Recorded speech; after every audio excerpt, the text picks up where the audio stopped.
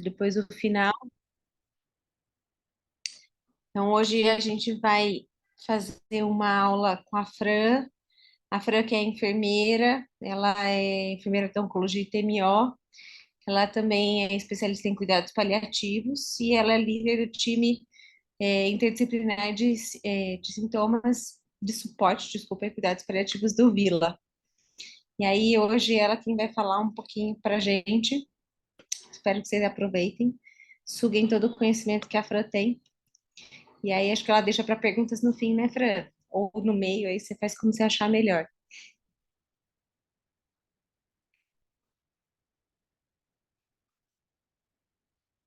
Ih, será que ela caiu?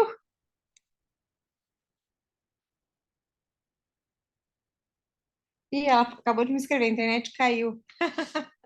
Sei que ela tá entrando de volta.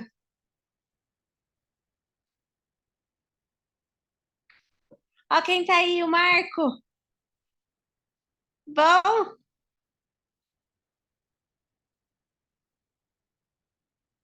você tá no mudo.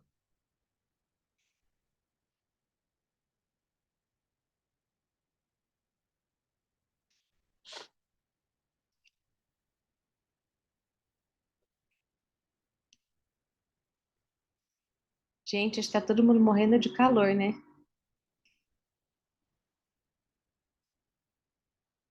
Tá muito quente. Tudo bom?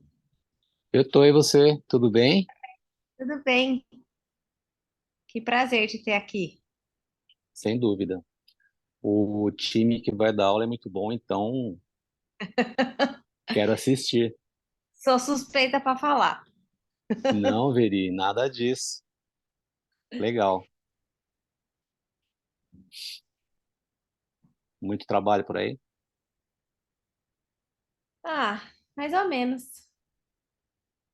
A gente quer mais trabalho. É sempre mais. É uma Precisamos construção. conversar a qualquer hora. Vamos sim. Legal. Sempre na sua torcida, hein? Everi, Marcos, Valesca. Oiê! Oiê! Vou apagar aqui que eu estou horrorosa, mais do que o habitual, mas que Ah, bom ver vocês, viu? também. Sempre bom, Valesca. Com saudade. Vocês vão no congresso? Sim, Ui. A gente se vê. estaremos. Quem for Tá, vamos lá. no pré-congresso, vou dar o pré-congresso de luto, junto com a Ah, Marilê tá, e a Mari Sarkis. legal. Só fera. Né? Elas, né? Vem não, Veri. Intrometer É, na psicologia.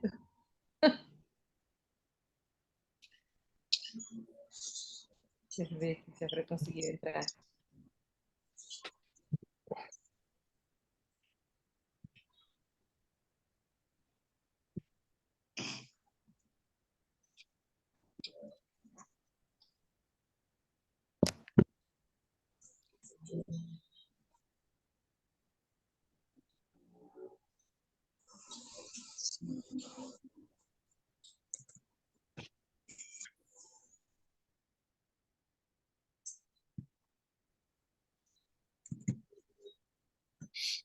Oi, gente, acho que eu consegui voltar. Boa, Fran. Acabou de piscar a luz aqui em casa, caiu a minha internet. Eu estou roteando do telefone, gente. Então, vamos lá que vai ser com emoção, hein? Bora. Boa noite. Pode Desculpa, gente. começar quando você quiser. É? Eu que começo falando já? Já falei. Na hora que eu Ah, te já falou? apresentei, você caiu. Então tá Então, essa é bom. a Fran, gente. É um prazer. Deixa eu ver quem está por aqui. Vamos ver. Tem um pessoalzinho que também é lá de Itu, onde eu dei uma aula. Tem um pessoal que trabalhou comigo aqui em outros locais também. Fico muito feliz da presença de todos vocês, viu?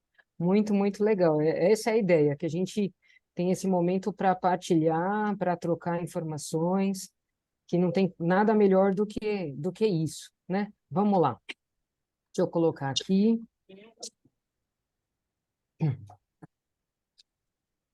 Poxa, Veri, nem deu tempo de eu me preparar com essa queda aí, meu coração acelerou, gente. Vamos lá. Então, a gente vai falar um pouquinho aqui sobre cuidados paliativos e fim de vida, né? Deixa eu diminuir aqui um pouquinho. Se vocês quiserem, pode interromper, tá bom? Ou conversar pelo chat, que qualquer coisa eu também vou dando uma olhadinha por lá, tá bem? Então, né, aqui a Veridiana já me apresentou, então eu vou pular. Aqui sou eu e aqui somos nós, né? Então, a gente vem aí representando o time interdisciplinar de cuidado paliativo, né, interdisciplinar, né, sintomas em cuidado paliativo do Hospital Vila Nova Star. Existem algumas pessoas aqui que não estão mais conosco nessa foto e outros que também já estão chegando, mas a gente precisa atualizar a nossa foto aí do time, né? Então, para a gente é uma alegria ter vocês também, que não são do nosso hospital, participando, né? Que a intenção é a gente realmente tanto trazer conhecimento para o nosso time, quanto criar laços também, né? Criando essa rede, né? De cuidado paliativo, tá? Então, obrigada aí pela presença de todo mundo. E então a gente sempre, né, começa dando uma situada, né, no ponto que a gente precisa conversar. Então, o que é o cuidado paliativo, né? Então, o cuidado paliativo, essa é a definição da Organização Mundial da Saúde, a última definição, é uma abordagem que melhora a qualidade de vida de pacientes, né? Então, adultos e crianças, né? E suas famílias. Por quê? Antes não se pensava. A primeira definição de cuidado paliativo foi colocado como sendo cuidado paliativo só na finitude, só para o paciente oncológico, né? Depois foi pensado na questão das crianças, e agora a gente traz esse contexto de que a família também é importante, né? Então, são doenças, né, que enfrentam problemas, desculpa, abordagem que melhora a qualidade de vida de pacientes, adultos e crianças e suas famílias, e que enfrentam problemas associados a doenças que ameaçam a vida, né? Então, você tem um diagnóstico e você corre o risco, né, ou pode aí vir a perder a sua vida, né, ou entrar em um processo de finitude, você já é um paciente que pode se beneficiar do acompanhamento do cuidado paliativo. A gente tem a intenção de prevenir e aliviar o sofrimento através da identificação precoce, avaliação correta e tratamento da dor, né, e lembrar que a dor não é só física, né, e de outros problemas físicos, psicossociais ou espirituais. Aqui, eu acho que é legal a gente reforçar isso pensando no nosso tema, né, de que os aspectos assistenciais voltados à finitude. Os 3 eixos do cuidado paliativo são controle de sintomas, a qualidade de vida e medida de conforto e dignidade, né? Então, para a gente ter esse conceito e ter essa compreensão de que todas as nossas intervenções, todo o nosso olhar, todas as nossas ações ao nosso paciente, à família, ao profissional, tem o olhar do cuidado paliativo, a gente tem que estar dentro dessa tríade, dentro desse eixo, né? Então, controle de sintomas, que é aliviar a dor, e aí a gente vai, né, falar sobre como é essa questão da dor. Qualidade de vida, então priorizar ações, né, que podem melhorar o psicológico e emocional do paciente. Medidas de conforto e dignidade, né? Então trabalhando com os valores, né, de vida da pessoa, o que é bom para a pessoa, né, e não aquilo que a gente acha que é bom, né, para a gente, né? Então, é tentar entender o que aquela pessoa precisa para se sentir confortável, né? Qual é a verdadeira necessidade dela.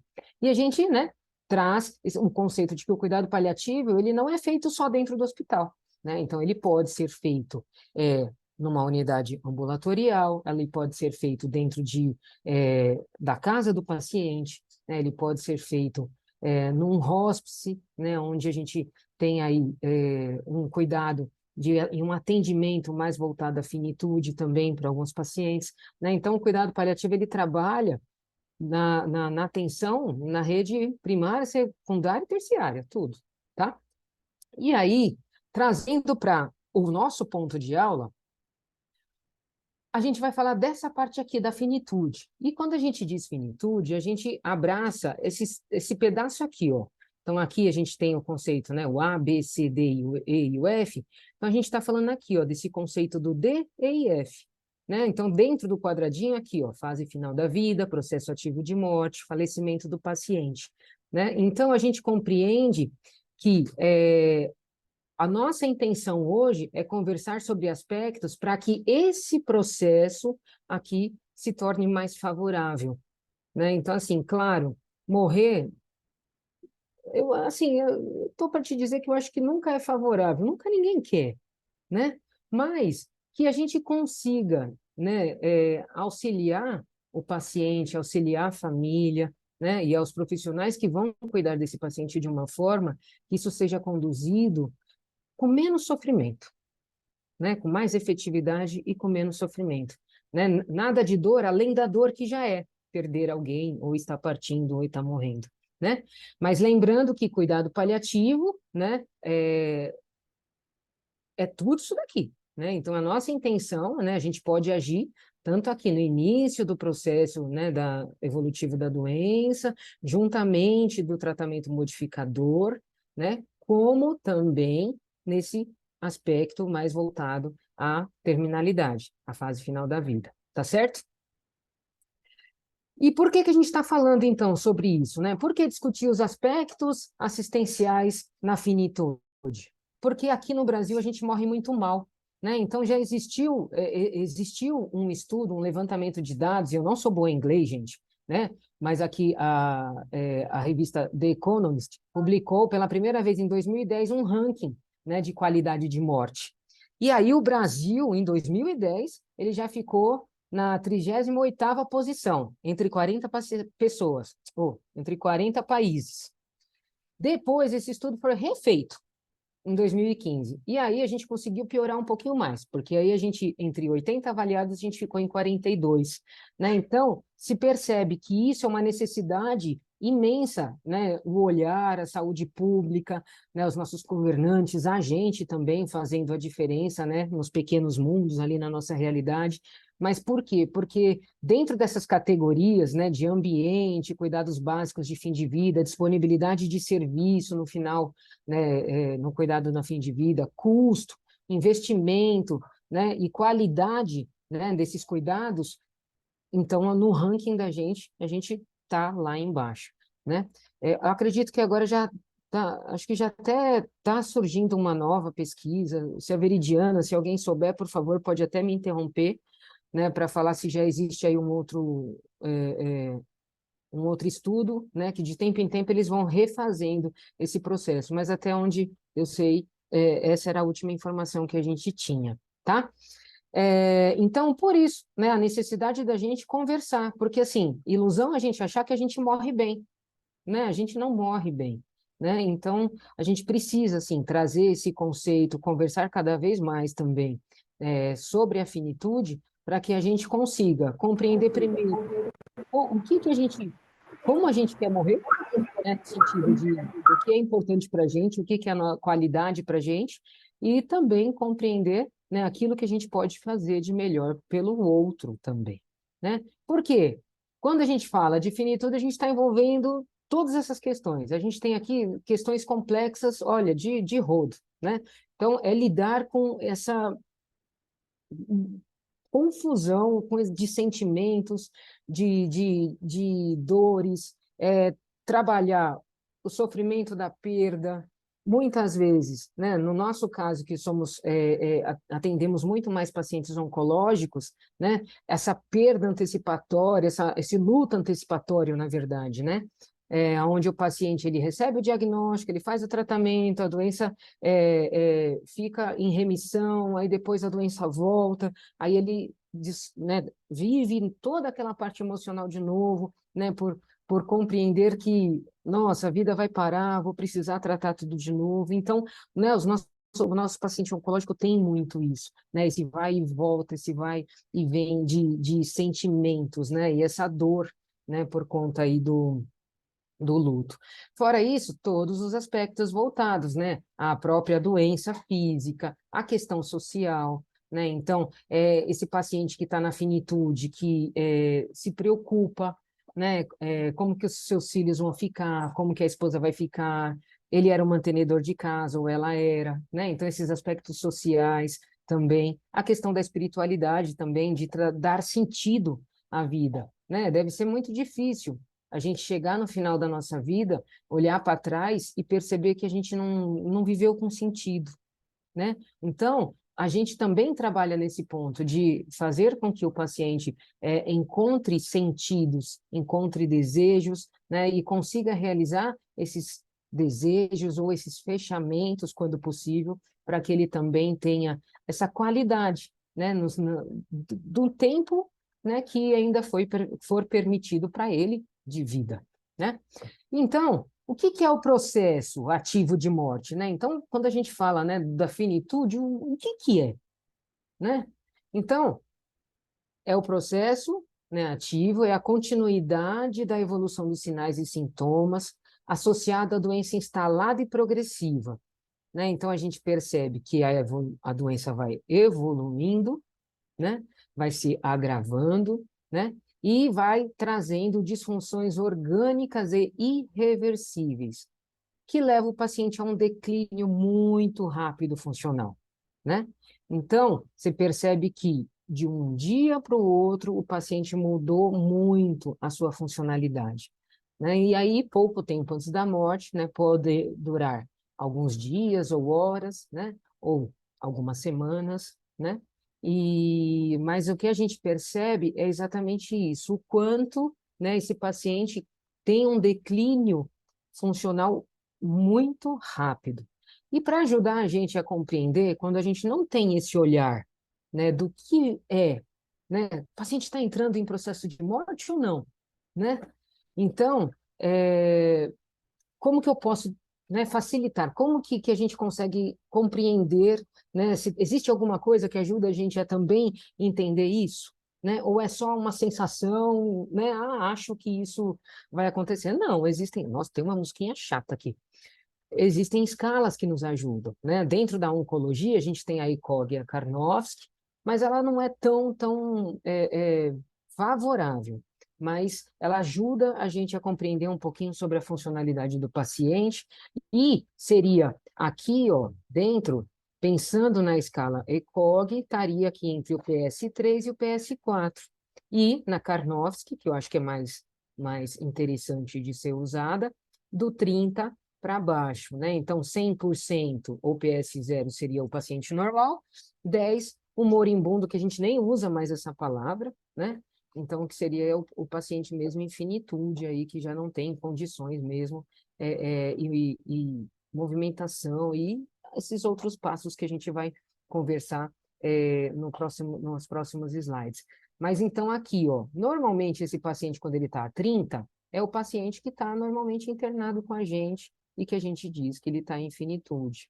Esse paciente pode ficar em casa? Pode. Se a gente preparar ele bem, a família bem, né, e a gente perceber que a família tem condições emocionais, sociais, né, para estar com esse paciente, né, se assim for o desejo dele e da família, a gente consegue fazer um trabalho com ele para que ele também venha a passar aí seus últimos dias na sua residência, né? Mas isso tudo é uma fórmula? Não. A gente precisa sentir, né, e conversar um por um, ver o quanto cada um aguenta, cada um consegue. Tem horas que o paciente deseja muito morrer em casa, mas você percebe que a família não tem condições. E aí vai ser traumático. Então, é melhor que ele permaneça internado conosco. Essa escala é mais bacana, PPS. Ela traz aí um olhar melhor para a gente, porque ela avalia aqui, ó, tanto a deambulação, a atividade e evidência da doença, autocuidado, ingesta e nível de consciência. Então, a gente vai dando notinhas, ó, e a gente consegue ver, ah, o meu paciente está deambulando? Não, ele já está totalmente acamado, ó. Então, ele já está aqui no valor de 30 para baixo, né? Então, ele está totalmente acamado. Aí, aqui, ó, a evidência da doença, incapaz para qualquer atividade ou doença extensa, né? Aí, aqui, ó, vamos supor que aqui, ó, ele não está normal ou reduzido, ele já está mínima, ó, alimentação, mínima com pequenos goles. Então, ele já pulou para um PPS de 20, né? Porque já tem aqui um fator abaixo aqui dos critérios, né? E aí vamos pensar, consciência completa ou sonolência, né? Ou confusão. Então, aqui a gente também consegue ter um olhar, né? Para compreender se esse paciente está evoluindo aí para um processo ativo de morte ou não. Isso é usado só nesses casos? Não. Isso aqui a gente usa no nosso dia a dia, até para compreender como que foi que esse paciente chegou no nosso hospital, se ele tem apresentado melhor ou não, conversando com a família para ver como que, né, a gente de repente conhece um retrato do paciente só, mas a gente conversa com a família e fala, não, ele andava até antes de internar, ele andava, ele era super ativo, né? Então a gente consegue ter uma ideia de funcionalidade. Isso é importante. Por isso, a importância também, né, da conversa sempre com a família. E aí, o que, que é importante? A gente compreender que não adianta a gente só se basear nas melhores técnicas, em tudo que a gente tem de conhecimento, melhores práticas, né? E esquecer do valor do paciente, esquecer do que é importante para aquela família. Né? Então, a gente tem que criar um plano de cuidado para esse paciente, quer seja na finitude ou não, né? Mas, como aqui o nosso foco é a finitude, né, tem que criar esse plano de cuidado, essa avaliação, né? No caso da enfermagem, a gente faz a sistematização da assistência à enfermagem, o SAI, né? A gente passa a plantão, a gente avalia esse paciente, né, a cada 24 horas para ver, né, se ele está tendo aí melhora ou piora. E cada profissional, dentro das suas avaliações, das suas evoluções, também tem esse processo. Então, é importante que a gente faça, né, esse equilíbrio entre as nossas técnicas e o valor do paciente, para a gente ter um plano de cuidado compartilhado, decisões compartilhadas. E isso também é importante porque a decisão compartilhada faz com que a gente traga o paciente para o seu cuidado e traz a família, porque a família sempre deve estar envolvida no cuidado, né? A não ser que você perceba que aquela família não quer, mas a gente sempre precisa reconhecer naquela família quem são as pessoas que... Oi, tá todo mundo ouvindo aqui? Falou que tá mudo, tá tudo certo? Sim. Agora tá tudo bem? Ai, ufa, que susto. É mensagem antiga, né, gente? Então tá bom. É, tá tudo bem. Então tá bom. A família, ela sempre tem que estar incluída no cuidado. Então a gente tem que sempre reconhecer, né, quem é a pessoa ali que é o cuidador, quem é a pessoa que costuma passar a informação para o restante da família. A gente tem que entender se existe algum conflito entre essa família, porque tudo isso vai ser importante para a gente prestar uma assistência de qualidade para esse paciente na finitude dele. Porque nessa hora, né, da finitude, esses problemas, essas coisas que foram, sabe, somadas aí da vida, acabam caindo tudo ali, ó, e tudo vira um turbilhão, vira um vulcão, né? E a gente acaba tendo que lidar com essa demanda, né? Então, trazer a família para o cuidado ajuda a gente a organizar a comunicação, ver na questão do controle de sintomas o que é favorável ao paciente ou não, né? O que ele considera como sendo bom ou não, né? Quando ele também não pode ter ali a comunicação, né, que a família também consiga nos auxiliar nesse processo de tomada de decisão, o apoio para enfrentar, né, esse processo de enlutamento que se inicia no final da vida também, né, e facilitar o trabalho de equipe, porque aí a gente consegue trazer essa família e evita muitos conflitos, né, entre equipes, entre familiares, no geral. Lembrar que a dor, né, a gente não fala só da dor física, a dor ela é dos sintomas físicos e a gente fala da dor total de Cicely Saunders, né, dor total. A gente tem os sintomas físicos, tem as dificuldades emocionais, tem o contexto social, tem o sofrimento mental. Lembrar que a gente não trata isso só com medicação, né? A gente tem as práticas integrativas, né? A gente tem aí outras opções também né, que auxiliam a gente, né, que são tratamentos que as pessoas consideram não convencionais, mas que existe aí a sua importância e estudos também falando o quanto são favoráveis, né? E associado, atrelado a isso, né, a gente fala um pouco da teoria de Kolkauba, né? É uma enfermeira que ela acabou observando, né, dentro da clínica que ela cuidava de pacientes com Alzheimer, e ela percebeu que, por mais que a gente cuidasse de todos esses aspectos, o conforto era algo imenso para que o paciente conseguisse contribuir com a gente no cuidado, a família conseguisse contribuir para a gente no cuidado e que essas pessoas conseguissem, né, se sentir favoráveis e bem amparados dentro desse processo. E aí, é, eu vou até pular isso aqui e falar aqui na frente. Kolkauba, ela traz para a gente a necessidade que a gente tem que enxergar. Qual é a necessidade desse paciente, né? Ou dessa família, ou dessa equipe, né? Porque tem horas que o sofrimento também é muito grande da equipe que cuida. Então, qual é a necessidade? O que não está sendo atendido?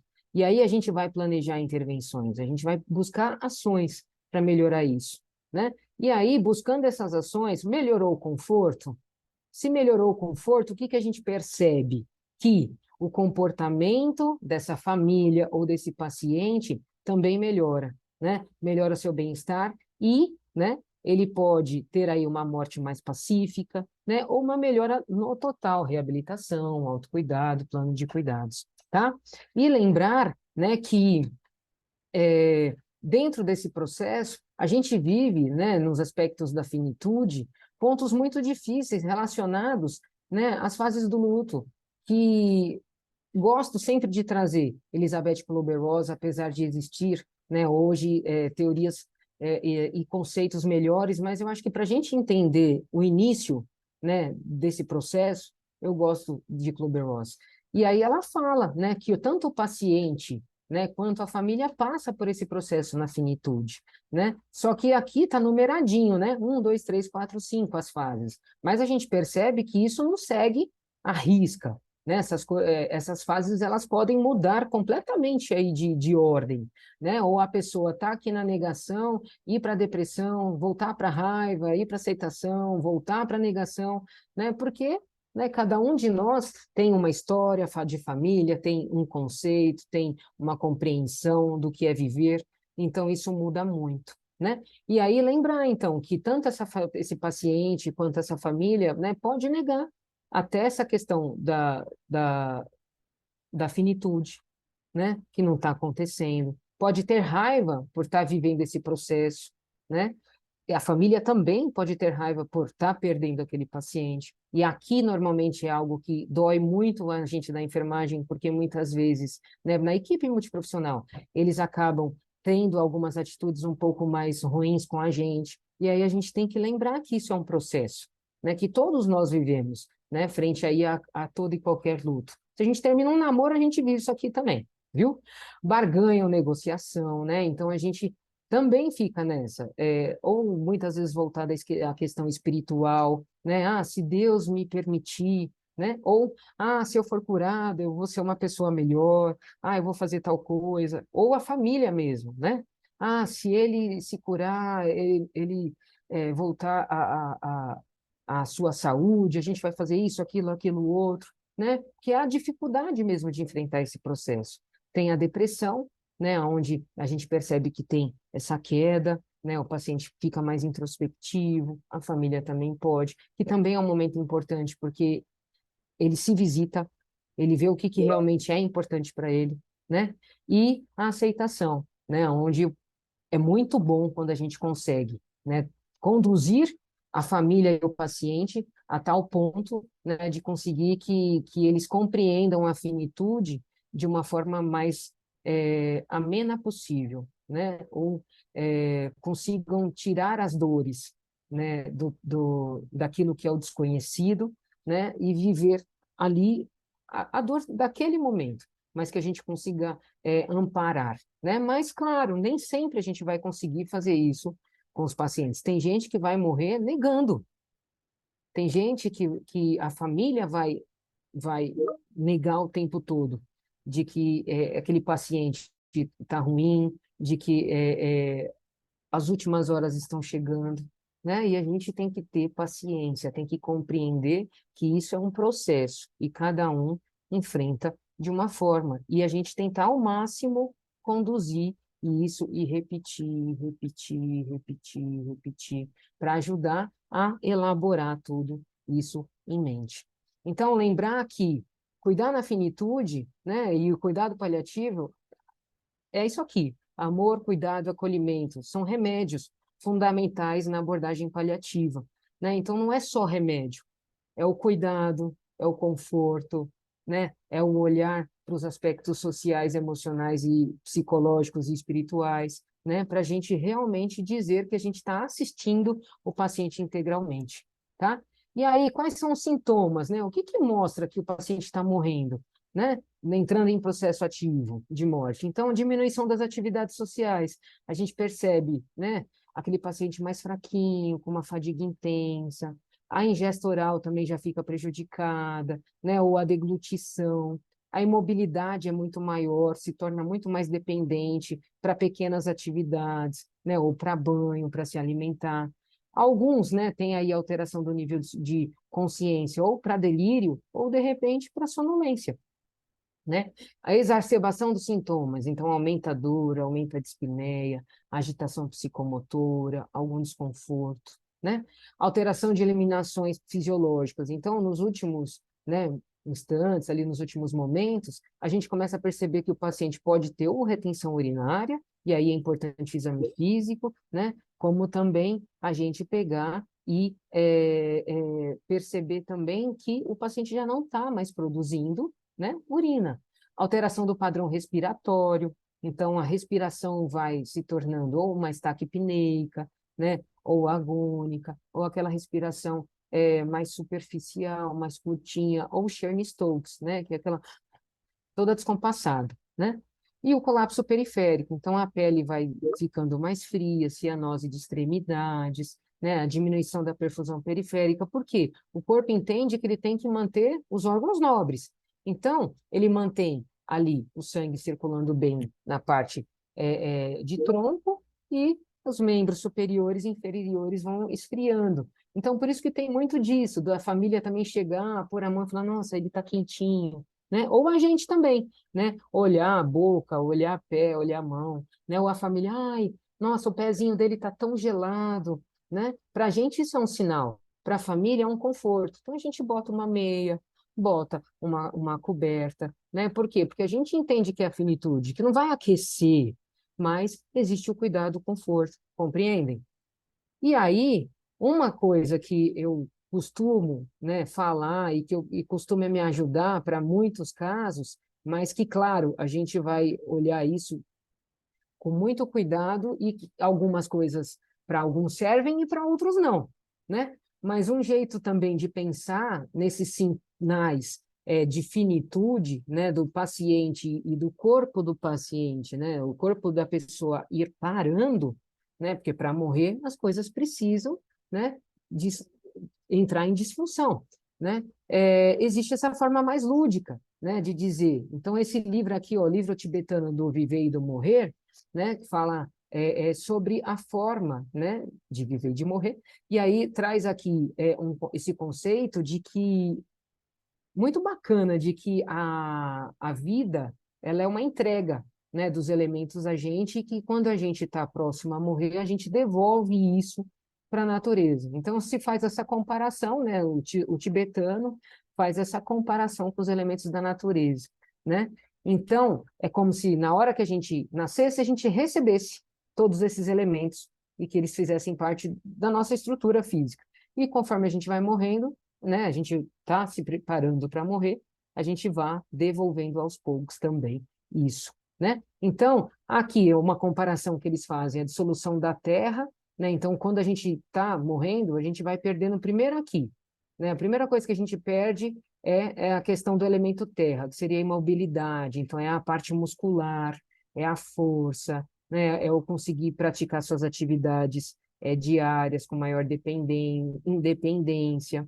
Depois, a gente sofre aí a dissolução da água, então vai diminuindo os fluidos corpóreos, né? Então é quando o paciente para de produzir aqui urina, né? E aí a gente percebe que se a gente também não respeita isso, hiperidrata o paciente, né? Esse paciente ele vai anasarcar, ele vai ficar super edemaciado, né? Por quê? Porque o corpo dele não está, né, conseguindo se manter. Então, a ideia é compreender isso. E isso é uma forma bacana de explicar para a família. O porquê que, de repente, tem que diminuir a quantidade de soro, por que que não adianta dar a mesma quantidade de fluido, né? Então, isso ajuda a eles compreender também. A dissolução do fogo, né, que é a nossa essência. Então, é aqui que a gente vê um pouquinho aquela questão da melhora da morte, né? Que é a chama da vela que está se apagando. Né? Esses dias a gente tinha um paciente que estava falecendo e a família, a esposa, estava com muita dificuldade de entender e eu usei essa ilustração. É a chama da vela, é a vida, a chama da vela que está se apagando. Então, vai perdendo a luminosidade aos poucos. Né? Para alguns, a gente precisa usar o lúdico. E a dissolução do ar, que é o sopro da vida. Né? É o último suspiro. Então, a gente suspira e, quando morre, devolve o ar. Então, aqui é uma forma lúdica, né? Apesar de ser aí, né, o pensamento tibetano, a medicina oriental, mas uma forma, né, para a gente aqui do Ocidente, uma forma lúdica de falar também um pouco sobre a morte de uma forma não tão fúnebre ou dolorosa, vamos dizer assim, que pode ser usado em alguns casos, né? Então, o que que a gente precisa na finitude? Reforçar, validar, alinhar desejos, ver o que que é importante, ver o que que a família está compreendendo, né? Ver o que que é valioso, né? E aí compreender, então, qual é o objetivo de cuidado que aquele paciente está. Por quê? Porque a gente falou que cada dia muda, exatamente por esse paciente estar entrando numa iminência, lembra? Numa queda, né, de vitalidade, né, funcional muito grande. E trazer isso para a família também. Ó, as coisas a gente vai decidir mais pontualmente, porque agora ele precisa disso, mas pode ser que daqui 6, 12 horas ele crie outra necessidade. Então a gente vai revisitar essas propostas e ver qual é o objetivo melhor nesse processo que ele está vivendo, né? Para ver conforto, controle de sintomas, explicar sobre a irreversibilidade do evento, né? Tá certo que a gente não vai tirar a fé da pessoa, mas é mostrar que a gente, como profissional, a gente precisa orientar sobre aquilo que a saúde, a medicina, né, compreende, mas que a gente vai estar ali em todo aquele processo, acompanhando e ajudando, né? Então, ver, né, o porquê e para que está utilizando a sedação paliativa, né? A gente sabe que hoje a gente pode, né, utilizar aí uma sedação intermitente, de repente faz a ligação dessa sedação umas 10 horas da noite, liga às 6 horas da manhã, se o intuito é trazer um processo de sono para o paciente, um alívio do conforto, porque tudo isso é visto, né, pontualmente. Cada paciente tem a sua necessidade. Tem paciente que na sua finitude não precisa nem entrar com sedação paliativa. Se ele estiver confortável, se ele tiver sem dor, não necessariamente a gente precisa entrar. Isso é visto dia a dia, né? E da mesma forma, né, aqueles que a gente também entra com uma contínua, a gente também não precisa ir aumentando essa sedação, né, em quantidade. Também se vê a necessidade, e isso vai se estudando, né? Vai conversando com a família, vendo ali pontualmente, né, o que que o paciente tem apresentado de sintoma, e aí por isso também vai observando se aquela medicação que está correndo na sedação é o suficiente, ou tem que ser associada com alguma outra, ou tem que ser realmente trocada por alguma outra, né? E a família compreender isso, que a sedação não é para o paciente morrer, mas é para controlar um sintoma desconfortável que ele tem. Ele não vai morrer pela sedação, se isso for bem manejado. Existem estudos dizendo isso.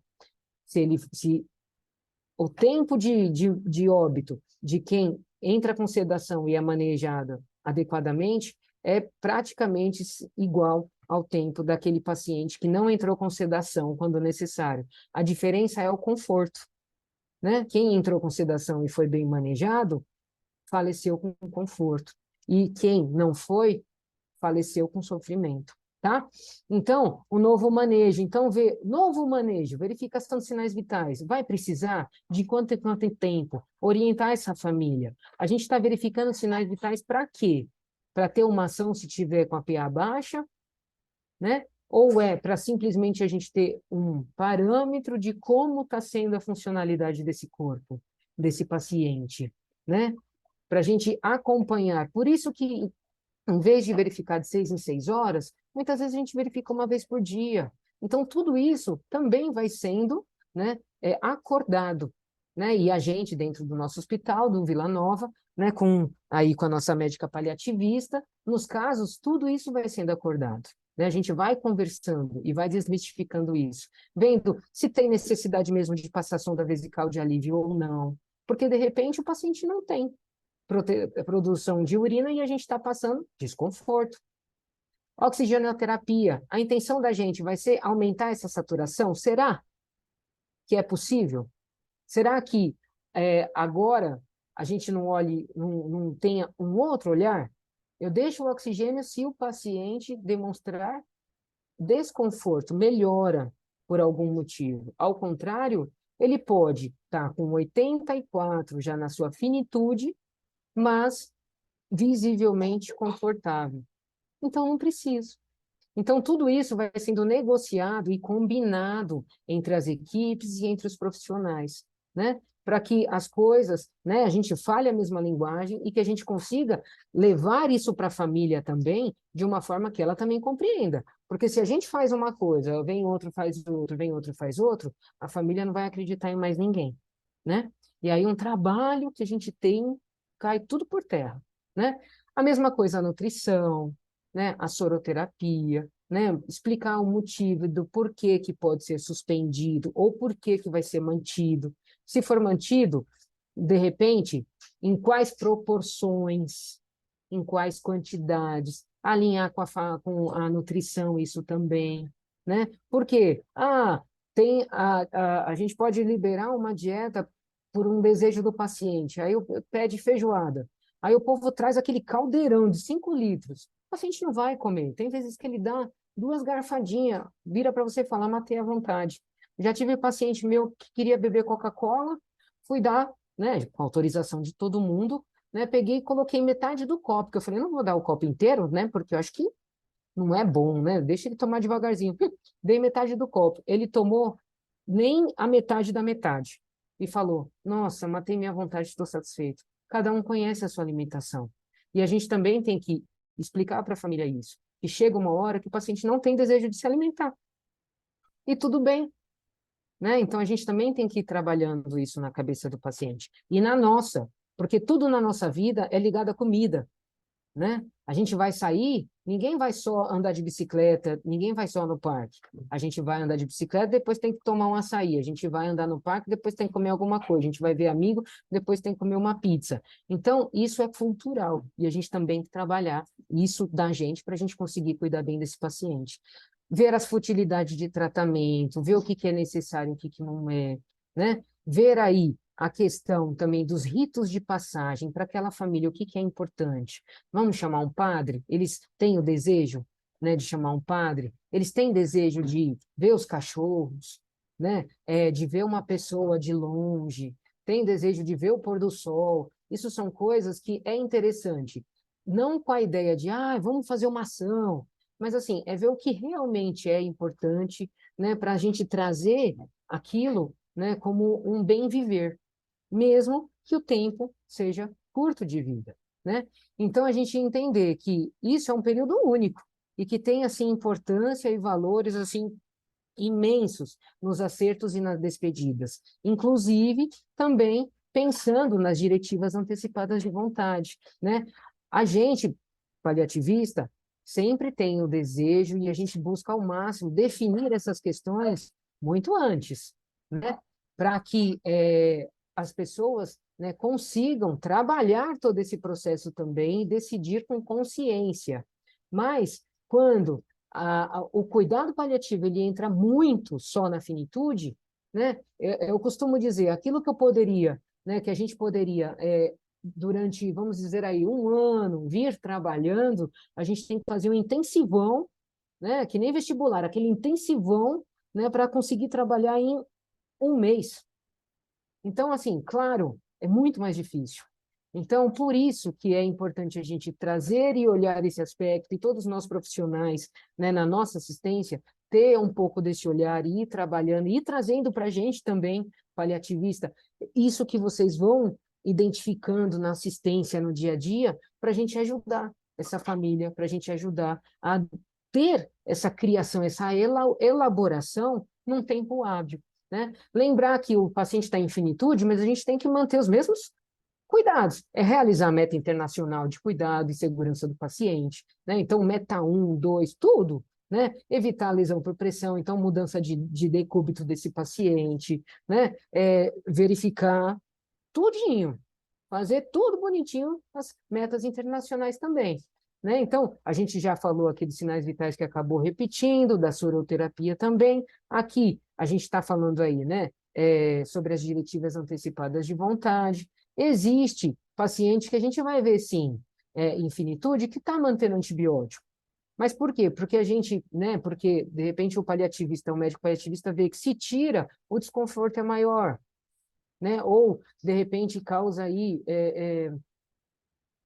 a medicação, ela é retirada quando se percebe que não vai trazer benefício, mas também é mantida se a gente perceber que vai trazer malefício, né? Então, por exemplo, uma dipirona, porque o paciente normalmente na finitude ele tem ali aumento de temperatura, né? Então, ajuda. Então, algumas coisas são mantidas, outras a gente vai negociando e vai tirando, né? Considerar a utilização de hipodermóclise, né, que é aquela técnica para aquele paciente que não tem mais condições de acesso, né? Senão você fica furando aquele paciente e botando acesso, e o paciente vira um mapa mundi, né, de tanto roxo parecendo todos os países. E, na verdade, a hipodermóclise, né, ela é um método muito bacana para ajudar nesse processo, já que a gente não tem intenção de altos volumes, né, de grandes medicações. Então, para o paciente na finitude, as medicações são mais restritas. A gente cuida mais dos sintomas, né? Então, é dor, é desconforto, de repente, náusea, vômito, convulsão, né? Então, a hipodermóclise é uma boa, né? Então, ver esses sintomas, atentar às queixas verbais, o que a família fala, ou o que a família também tenta esconder um do outro, ou até do paciente. De repente, a gente pode trabalhar, isso chama cerco do silêncio. A gente pode conseguir trabalhar esse processo, ajudar a família a destruir, né, esse cerco do silêncio, porque quando vai ver, todo mundo está escondendo de todo mundo uma situação e no final todo mundo sabe, mas ninguém tem coragem de um conversar com o outro. E de repente a gente consegue fazer essa ponte, né? E claro, não tem que manter os mesmos cuidados, então a gente vai olhar sim, aspecto de acesso, vai fazer troca de curativo, né? Vai ver sondas, ostomias, trocar dispositivos, tudo que for necessário, né, para manter a integridade aí desse paciente, né?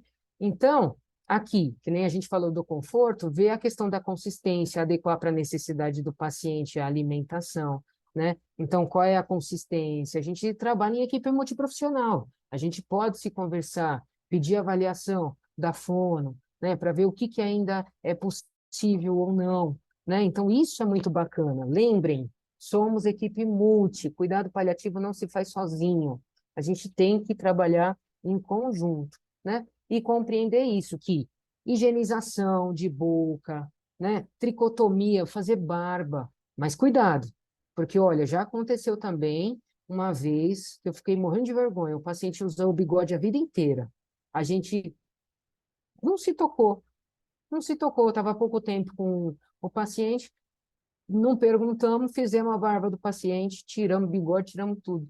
Quando a esposa viu, falou, nossa, ele nunca tirou o bigode na vida. Ou seja, a gente descaracterizou aquela pessoa na morte. E aquela barba não ia nascer mais.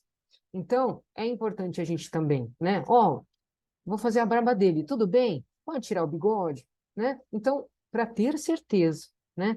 Banho, né? Na cadeira ou no leito, higiene íntima, arrumação da cama. Todo mundo gosta de dormir numa cama limpinha, cheirosinho, tá? Fazer as mudanças de decúbito, né? Isso é importante. São cuidados que a gente fala básicos, mas não é o básico, é o fundamental, é aquilo que faz a gente se sentir bem. E se isso não é feito, a gente percebe que, ó, se a gente não tem esse olhar no todo, de todo esse manejo, de toda essa comunicação, de todo esse cuidado, do conforto, né, dessa assistência, e dessa assistência entre nós e equipe também, qual é a ideia que a família vai ter da gente quando esse paciente virar óbito? Ele vai entender que faltou cuidado nas últimas horas, eles vão se sentir abandonados, desrespeitados, ou que não foi feito tudo que era possível pelo seu ente querido. Mas, se a gente consegue ter esse olhar, esse cuidado, e ir preparando esse paciente, essa família, a nossa equipe, a gente compreende que a morte foi a consequência, é o ciclo da vida. Claro, é gostoso? Não, dói, mas as pessoas vão compreender que tudo que foi possível foi realizado da melhor forma possível, né? E que não aquela frase do não há mais nada o que fazer, porque dentro do cuidado paliativo sempre há o que fazer, tá? E aí eu finalizo aqui com a frase de Cicely Saunders: eu me importo pelo fato de você ser você, me importo até o último dia da sua vida e faremos tudo o que estiver ao nosso alcance, não somente para ajudar você a morrer em paz, mas também para você viver até o dia da sua morte. Então, é viver com qualidade, com dignidade, com respeito, até o seu último sopro de vida. Tá certo?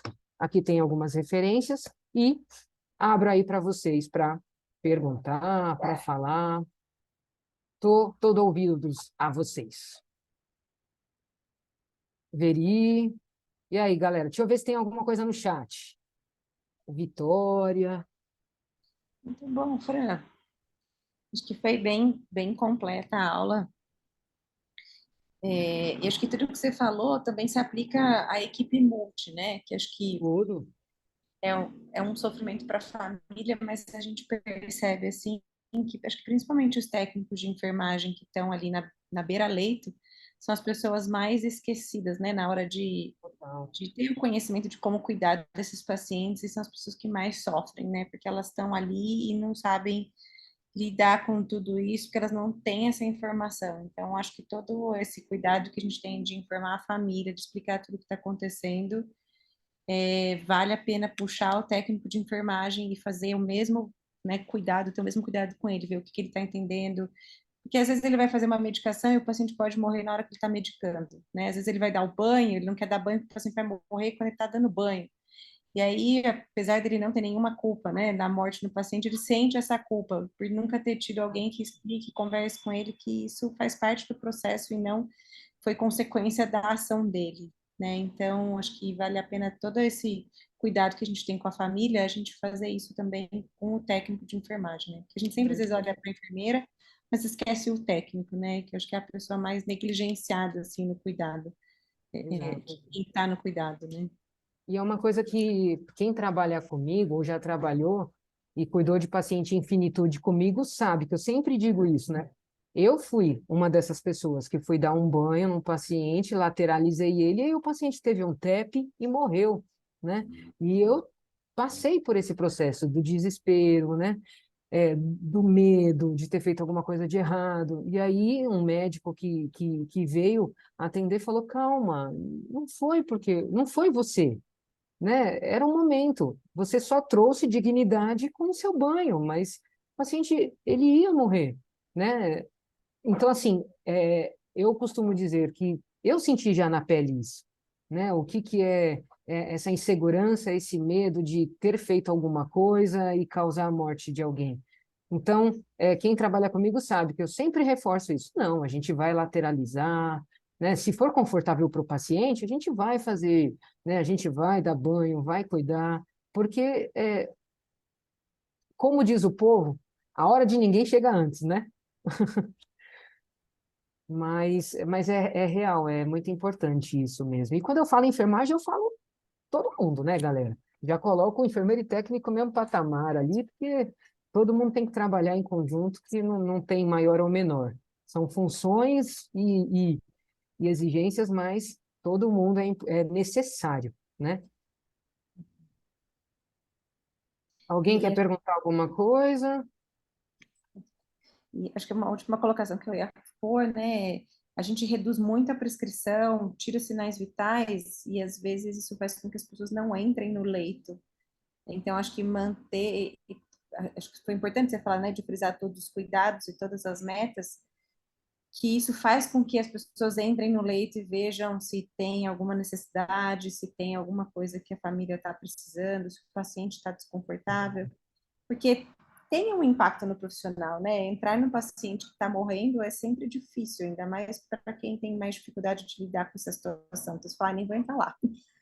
Então, acho que Exato, quando você reforça isso, você reforça que, putz, então vamos continuar entrando no leito, né?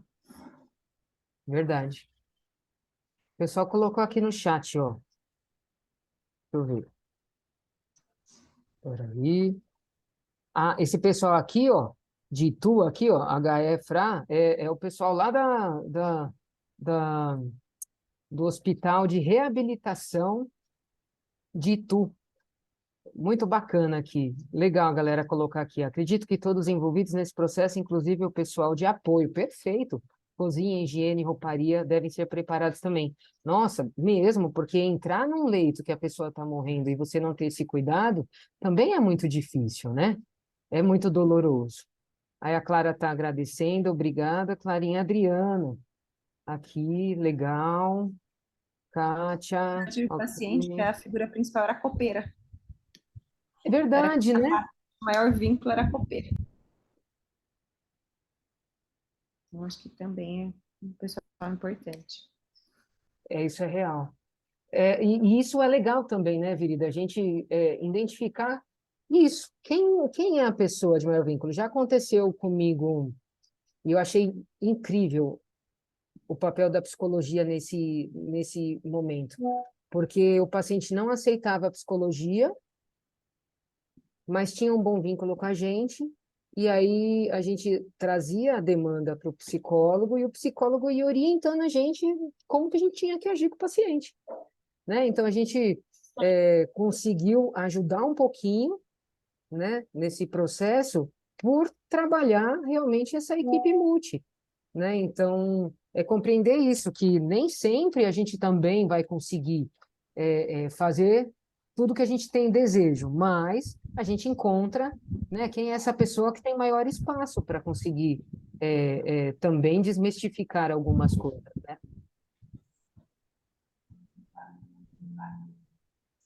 O Renildo colocou aqui que a maior dificuldade na unidade é a falta de equipe de paliativos, né? Acho que isso é uma realidade de muitos lugares.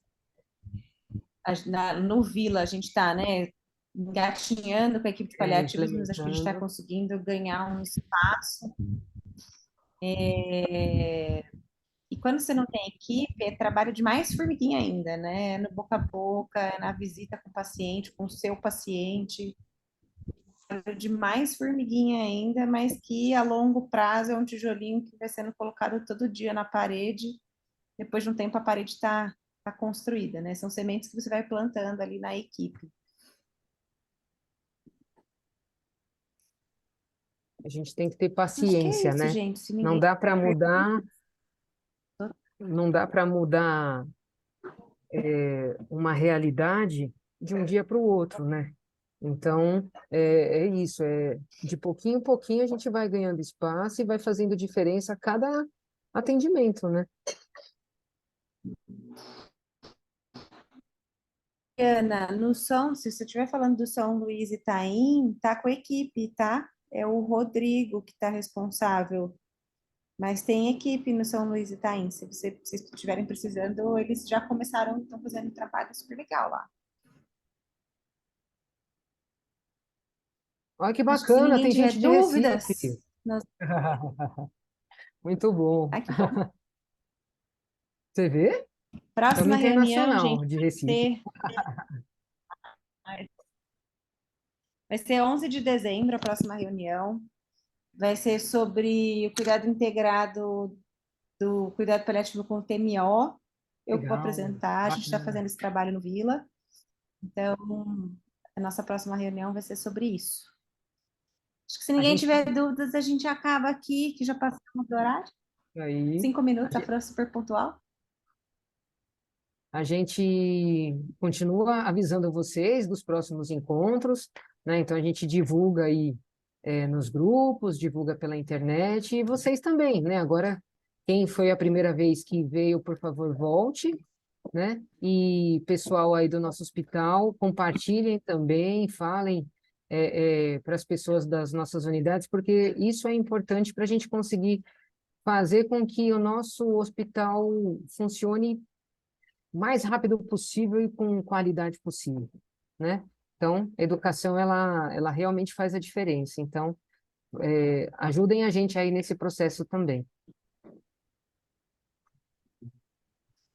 Obrigada pela presença de todos. Até mais, pessoal. Tchau, tchau. Tchau, gente. Tchau, tchau. Tchau, tchau, obrigado. Tchau, Rony. Tchau, Fran. Prazer em revê-la, viu? Tudo de bom aí, vamos na caminhada. É isso aí, rapaz. Feliz por você, ver sua caminhada também, viu? Merecedor. Beijo. Tchau, tchau. Próximo. Boa noite. Até.